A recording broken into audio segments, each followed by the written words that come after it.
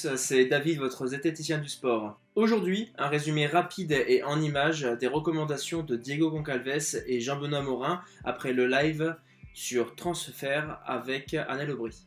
Donc un live pour savoir comment faire un retour efficace et en sécurité après ce confinement.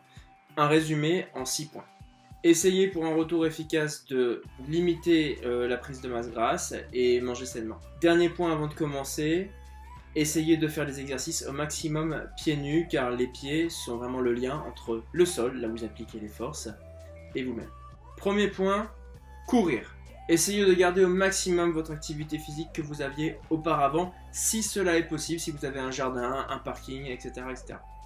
Continuez de mécaniser au maximum vos articulations et vos muscles dans des amplitudes le plus spécifiques possible. Et de l'autre côté, essayez de toujours garder le système nerveux le plus excité possible en faisant par exemple des cotes très très courtes sur 5 secondes et à fond. Deuxième partie, la mobilité. On se sédentarise beaucoup en ce moment, on reste beaucoup assis. Il va falloir essayer de garder au maximum les amplitudes articulaires, notamment de la hanche pour prévenir les problèmes au genou, et sur les dorsales pour prévenir les problèmes qui pourraient intervenir sur l'épaule ou bien sur le bas du dos.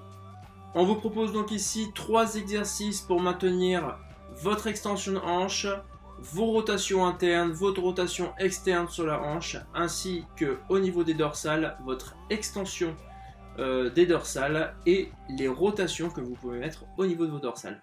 Donc différents types de modulation, des modulations qui vont vous permettre aussi de retrouver des amplitudes spécifiques de la course à pied et de toujours reprendre ce qui doit se passer au niveau de la hanche et du rachis. Troisième point, on va essayer de garder les niveaux de force sur les positions spécifiques que l'on a pendant la course, les forces qu'il peut y avoir au niveau des ischio-jambiers et au niveau des fessiers. On va au maximum avec les exercices proposés, essayer de retrouver des contractions musculaires maximum dans des amplitudes spécifiques au mouvement. Essayez dans un sens d'avoir des sollicitations très très courtes, très intenses, de 10 secondes par exemple, pour solliciter vraiment très très fort le système nerveux. Et d'un autre côté, avoir des effets mécaniques en restant dans des positions de façon très très longue. Par exemple, dans cette position spécifique à la course, tendez bien la jambe arrière, mettez le maximum de poids sur la jambe avant et tenez cette position jusqu'à quasiment l'échec musculaire, 1 minute, 2 minutes s'il le faut. Ou bien alors sur cette fente, plutôt un effort maximum de seulement 10 secondes à fond, où vous allez essayer d'appuyer sur la jambe avant pour faire revenir le pied avant, et d'appuyer dans le pied arrière comme si vous vouliez décroiser vos jambes le plus fort possible. Quatrième point, on va essayer de garder le stress mécanique au niveau du tendon achillien, du tendon rotulien et des ischio-jambiers.